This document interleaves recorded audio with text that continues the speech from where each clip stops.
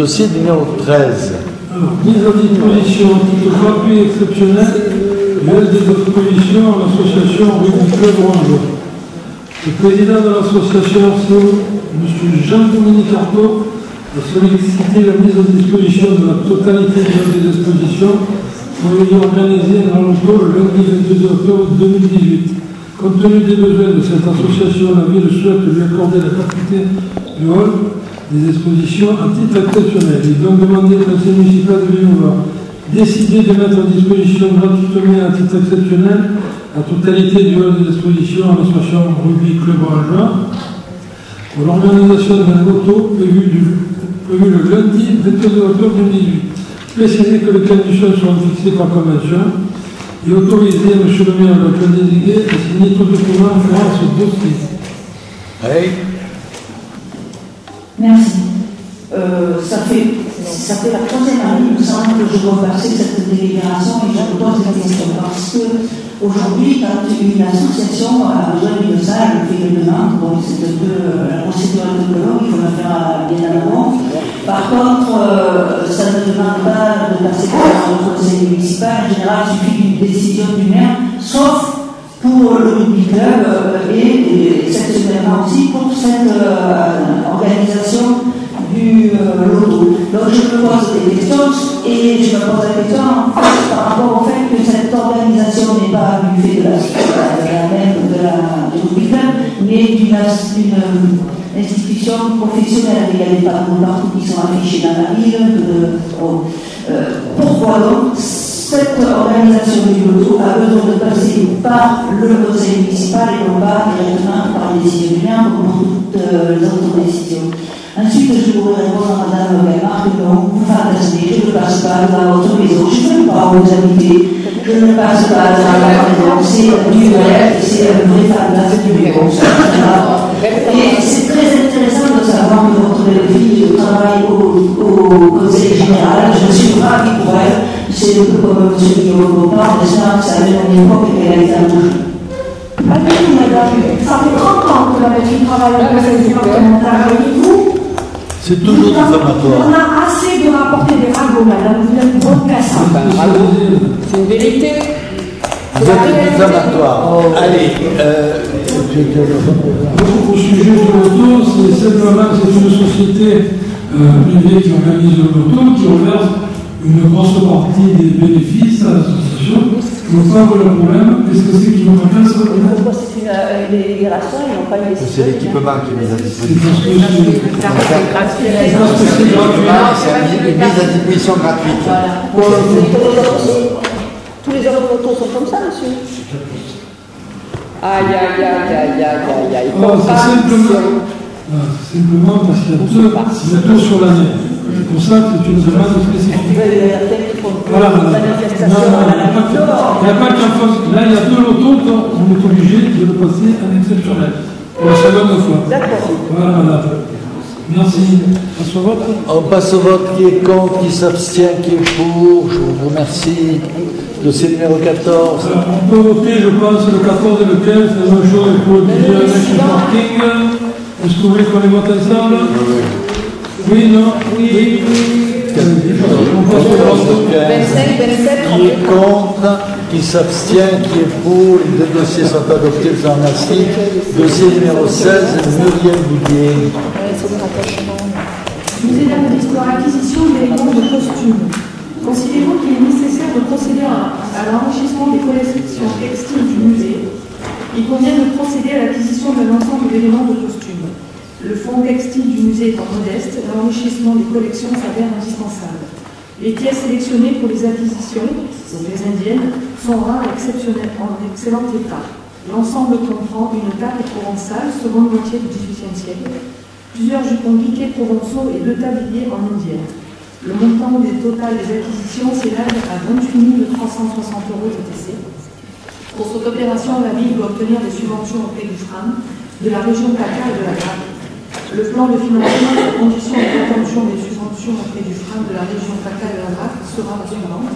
Donc, montant de la ville 17 016 €, subvention 11 344 €. Il est demandé au conseil municipal de bien vouloir approuver le projet d'acquisition de l'ensemble de pièces textiles commensales, d'approuver le plan de financement, de préciser qu'après l'approbation de ce projet de restauration de son plan de financement, M. le maire prendra une décision pour solliciter des subventions auprès de la région PACA et d'autres organismes au niveau le plus élevé possible.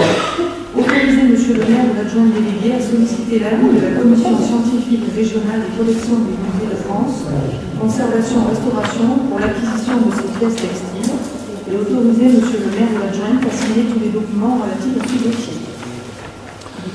Pas de questions, passe au vote. Qui est contre, qui s'abstient, qui est pour, le dossier est adopté, je vous remercie. Dossier numéro 17. Musée d'art et d'histoire d'Orange, restauration du crocodile naturalisé ainsi que 52 céramiques. Le crocodile naturalisé provient du fond ancien du musée et constitue l'une des pièces majeures de la bibliothèque musée. Exposé au public dans la salle du cabinet de curiosité, il présente des altérations et lacunes nécessitant une restauration. La restauratrice choisie a été Pauline Morlot. Le montant s'élève à 2 472 € TTC. Restauration d'un lot de 52 céramiques.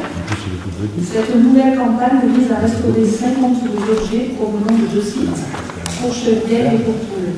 Il s'agit de céramiques de l'époque antique. La prestation sera réalisée par un restaurateur agréé pour travailler sur la collection du musée de France. Pour ces opérations, la ville peut obtenir des subventions auprès de la région PACA et autres organismes. Le plan de financement est le suivant. Pour le crocodile, 1 482 € pour la ville, 988 € de subvention. Pour les céramiques, 25 200 pour la ville et 16 800 pour la subvention. Il est demandé d'approuver le projet de restauration pour le crocodile naturalisé, le lot de 52 céramiques, d'approuver le plan de financement précité.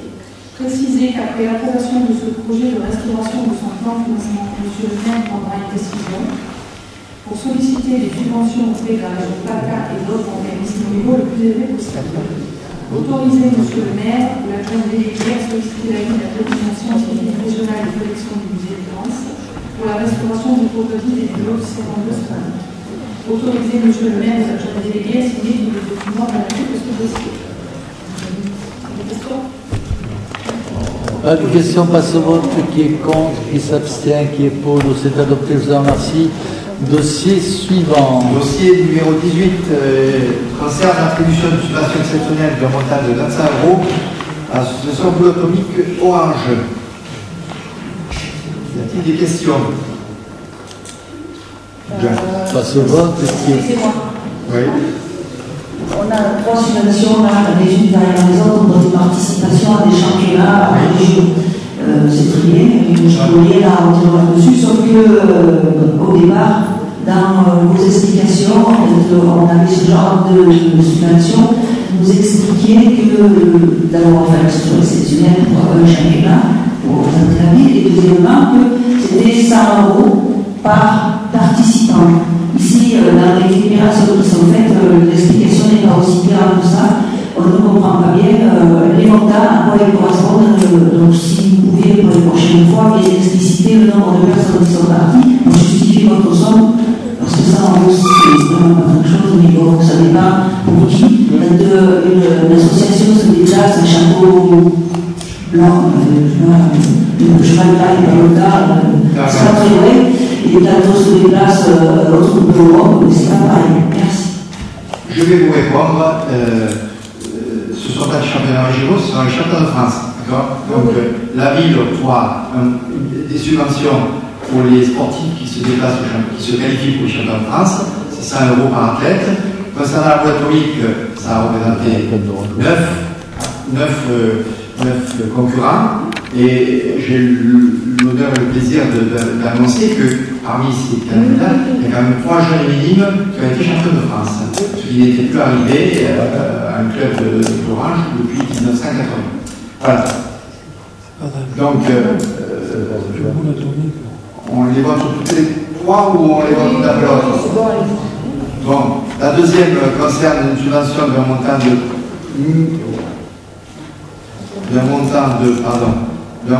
de 500 € pour le club Cible Orange. Ils ont envoyé 5 jeunes qui ont participé au championnat de France. Il y a un troisième au niveau national. Troisième, exact. La délibération, il y a marqué 4 tireurs. Moi, je sais pas. 4 plus de 9.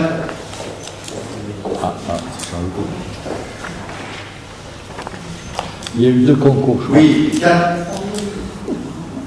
Non, c'est l'autre qui a fait concours. Ouais.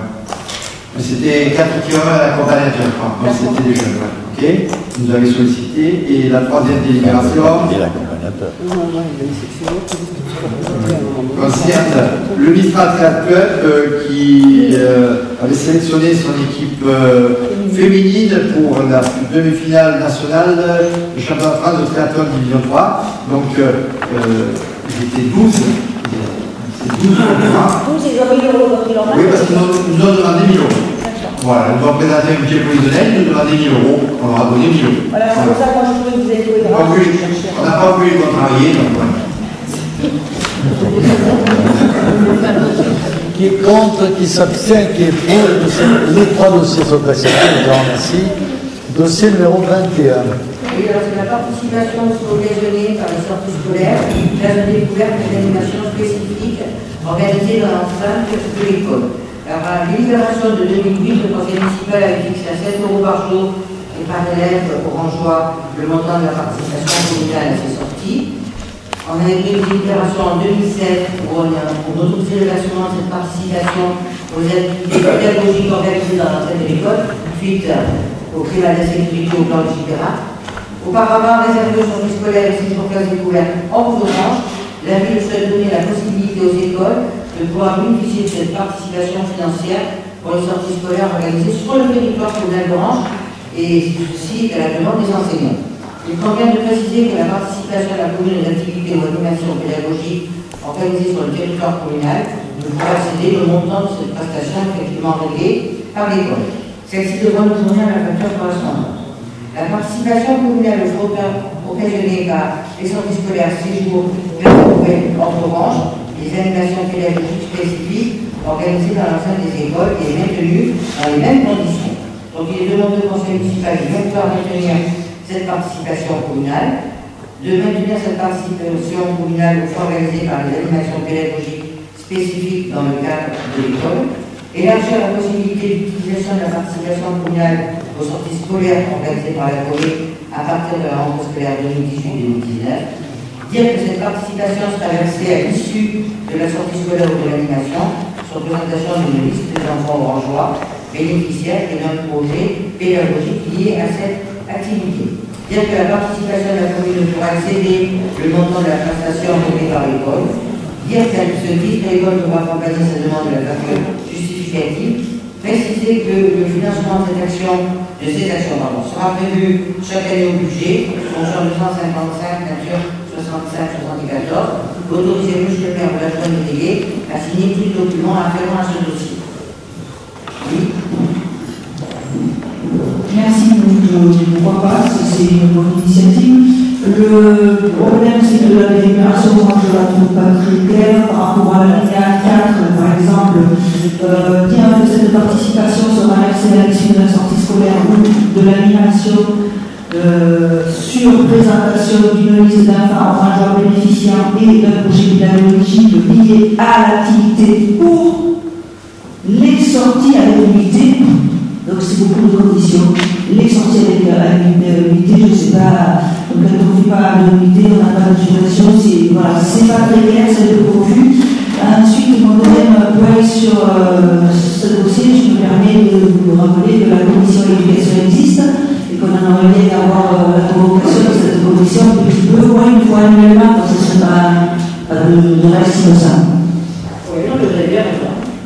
Donc je donnerai au conseil à M. le maire que si on recrute un juriste, il y a de faire appel à vos services. Voilà, donc je parle. Elle n'en veut pas. Elle n'en veut pas. Je n'ai pas de questions de réponse particulière. Je vous dis bien, cette décision a été prise à la suite de la demande d'enseignants. Oui, mais c'est pas une façon pédagogique. très bien, mais c'est la façon dont c'est libellé. Voilà, je dis, mais je suis en train de se lever de renvoyer un juriste. On aura des. On passe au vote. Oui, bon. Qui est contre, qui s'abstient, qui est pour, le dossier est adopté, je vous en remercie. Dossier numéro 22. Alors, il s'agit de la décision modificative numéro 3 du budget principal de la ville d'Orange. C'est une opération d'ordre et en particulier pour se mettre en conformité sur tout ce qui est l'amortissement des dotations immobilières. C'est pour se mettre en accord avec la trésorerie principale. Nous avions besoin de réajuster un montant de 1 218 000. Vous l'avez au chapitre 042 pour les dépenses et au chapitre 040 pour les recettes. Vous voyez, c'est équilibré. Il y a aussi un fonds de garantie qui a été versé en recettes et nous avions besoin également d'un dépôt de cautionnement de 5 000 €. Ces recettes sont au chapitre 165 et au chapitre 27 pour les dépenses.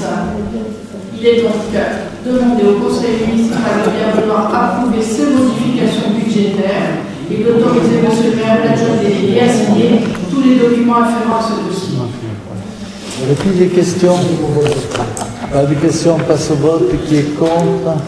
Qui s'abstient? Qui est pour? C'est adopté, je vous remercie.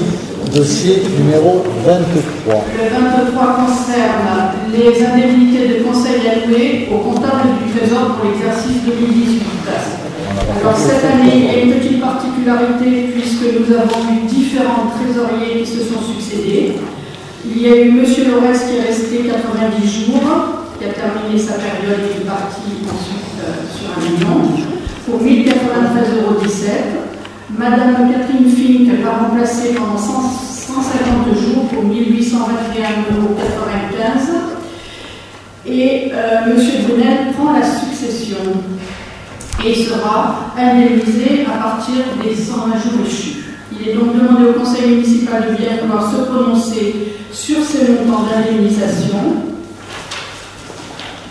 Il est précisé que les crédits nécessaires ont été prévus au BP 2018 et de dire que l'indemnité de M. Brunel sera calculée en fin d'année. Aujourd'hui, M. le maire l'adjoint délégué a signé tous les documents relatifs à ce dossier. Avez-vous une question? Passons au vote. Qui est contre? Qui s'abstient? Merci. Le dossier 24. Il s'agit d'une sortie d'actifs de 2 participations. La commune peut souscrire des actions auprès de sociétés qu'elle souhaite soutenir dans l'intérêt public.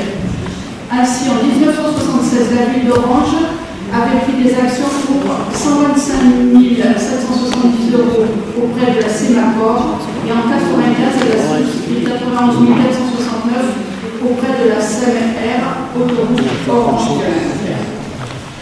Ces sociétés ont malheureusement disparu du secteur économique. Il est donc demandé au Conseil municipal de bien pouvoir accorder la sortie de l'actif, dire que l'appurement des 2 participations se fera au moyen d'une décision modificative technique et d'autoriser M. le maire de l'adjoint délégué à signer tout document relatif au dossier.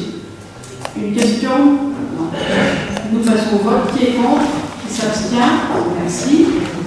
Le dernier dossier, c'est exactement le même que pour les autres budgets. C'est le rattachement des charges et produits de la fonction. C'est la suppression du seuil de rattachement. Avez-vous d'autres questions? Qui est contre? Qui s'abstient? Merci. Dossier numéro 26. Oui, alors c'est le budget annexe transport. C'est également c'est une décision modificative numéro 2. Merci. Donc c'est un jeu d'écriture, hein, mais en fait c'est plus que ça d'ailleurs. Exactement. C'est parce que nous sommes obligés de faire ce jeu d'écriture en recettes et dépenses. Si je le veux. Oui. Tout simplement parce que les entreprises orangeoises de plus de 11 employés payent évidemment une taxe au versement de transport de 0,51 et pour certaines, des fois, elles règlent un peu plus. Alors, ce n'est pas tout à fait 10 000 € qu'on nous a réclamé, c'est une entreprise, hein, mais on l'a prévu un peu plus au cas où il y en a d'autres. Hein. Donc, ils ont versé un peu trop et on les rembourse. Des questions? Pas de questions. Passe au vote. Qui est contre? Qui s'abstient? Qui est pour? Le dossier est adopté. Dossier numéro 27.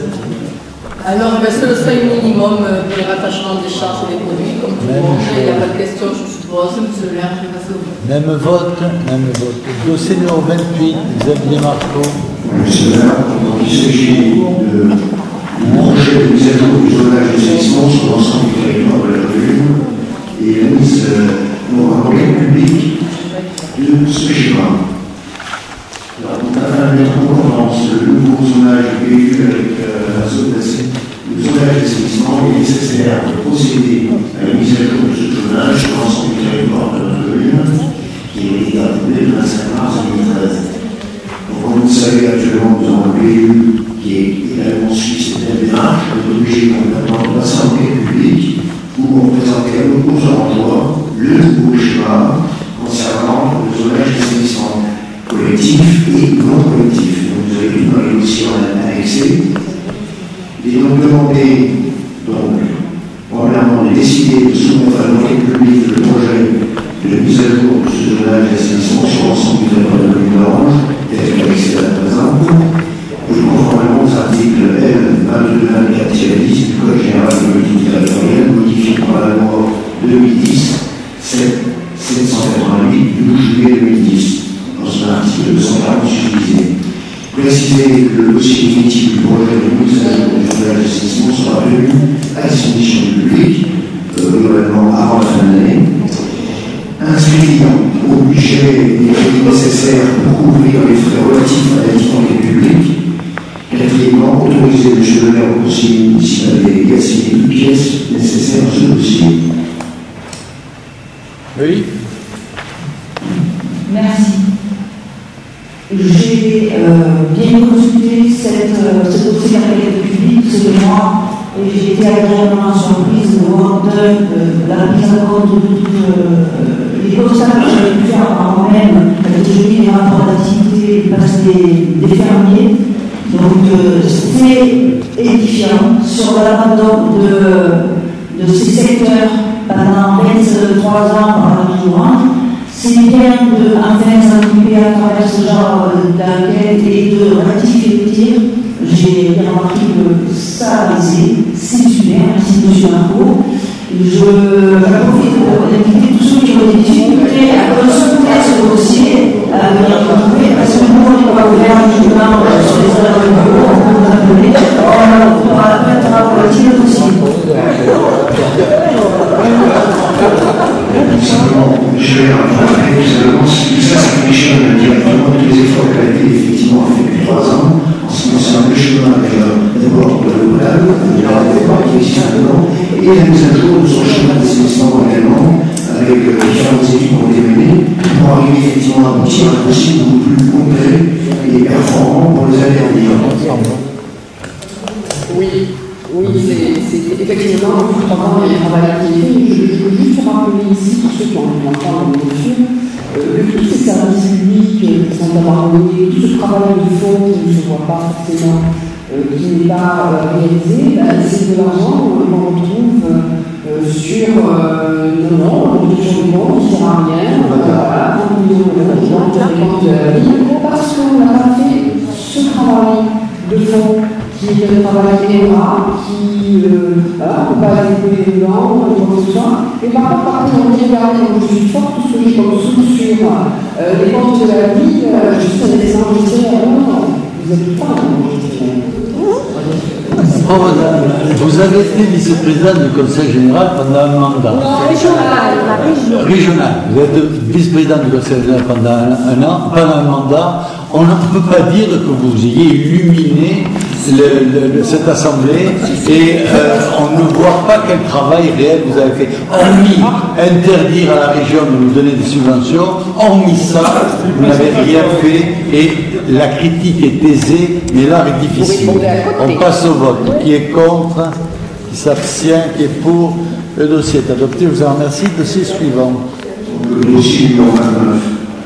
Il s'agit donc de l'approbation des amendements de la norme numéro 2 aux conventions de fonctionnement du groupement de commandes constitué dans le cadre des travaux de création de la nouvelle emplacement ER3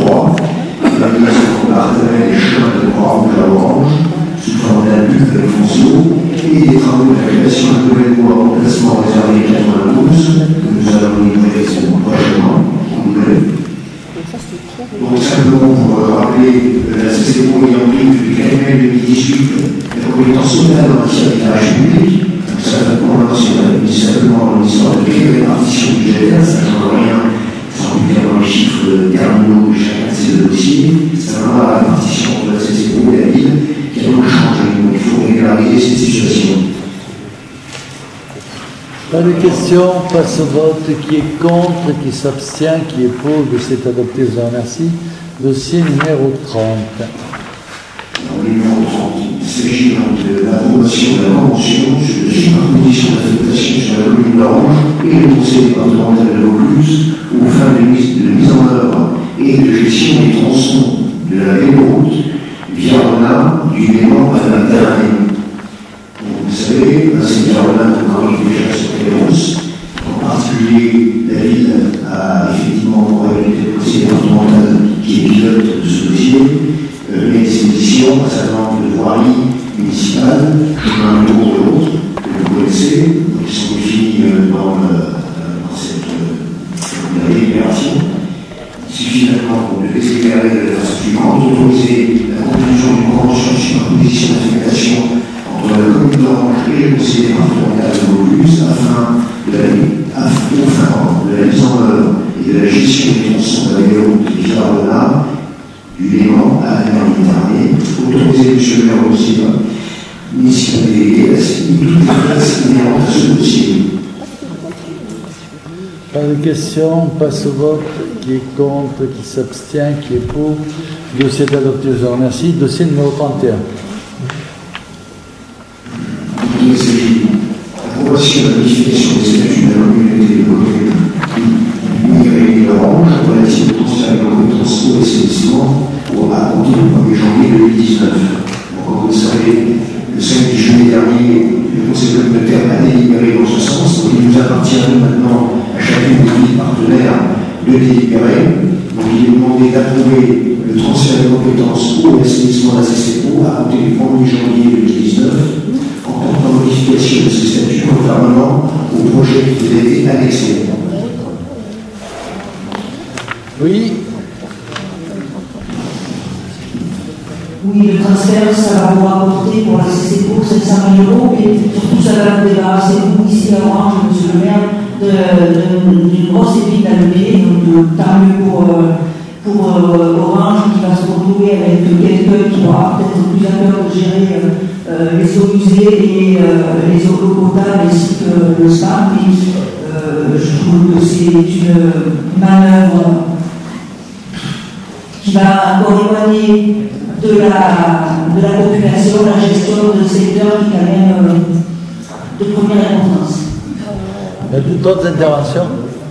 Alors, j'avoue que dire dans une phrase un peu longue, il est vrai, le contraire de ce qu'on à la fin, le contraire de ce qu'on dit au début, il faut pouvoir le faire quand même. Moi, la gestion de l'eau et l'assainissement, je souhaiterais que ça reste entre les mains de la commune. Le problème, c'est que nous sommes en France et que l'État nous impose un certain nombre de délégations de pouvoir sous peine de ne pas financer l'Interco. Donc c'est contraint et forcé que nous cédons la gestion de l'eau et de l'assainissement qui marche très bien sur Orange, qui est exemplaire, et je pense que ça marchera aussi bien à l'Interco puisque aujourd'hui nous y sommes largement majoritaires et sûrement que le prochain mandat on le sera aussi, on veillera au grain et on fera que les choses marchent bien d'un côté comme de l'autre, mais je le redis, je regrette la ville regrette de perdre cette compétence qui gère en direct avec talent. On passe au vote. Qui est contre, qui s'abstient, qui est pour, de cet adopté. Je vous remercie. Dossier suivant. Monsieur le maire, il s'agit des deux dossiers concernant le 32 pour le Jarret Château. C'est l'amendement du seuil minimum des 1 500 € et également pour l'assainissement. Je pense qu'on peut voter comme on l'a fait pour les autres dossiers précédents. Qui est contre, qui s'abstient, qui est pour, le dossier est adopté, je vous remercie. Dossier numéro 33. La séance s'est levée.